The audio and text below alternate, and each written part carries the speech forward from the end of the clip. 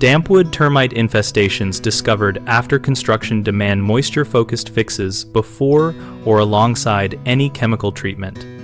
Treating dampwood termites post-construction begins with diagnosing moisture sources and extent of infestation. Inspect all exposed and concealed wood for soft, wet damage and test moisture levels above the normal range for the region using a moisture meter. Map the affected members and adjacent building elements. Stop active leaks at plumbing, roofing, and flashing first because removing the moisture source halts colony expansion. Improve ventilation in crawl spaces and enclosed attics by adding venting or mechanical exhaust and by insulating to reduce condensation on cold surfaces.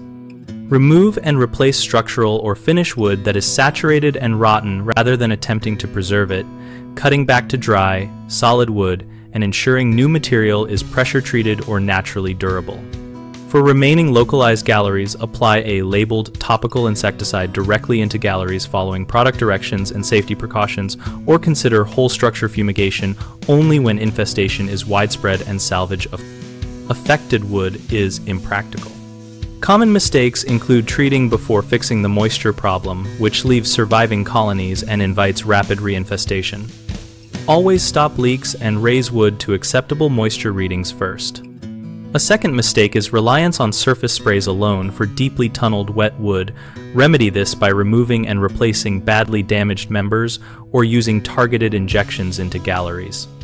A third error is poor drainage and grading that keeps foundations damp. Correct this by regrading soil away from the building, extending downspouts, and adding perimeter drains where needed. We run bighomeprojects.com to help homeowners find local contractors suited to moisture and termite repairs and to help contractors connect with projects matching their skills.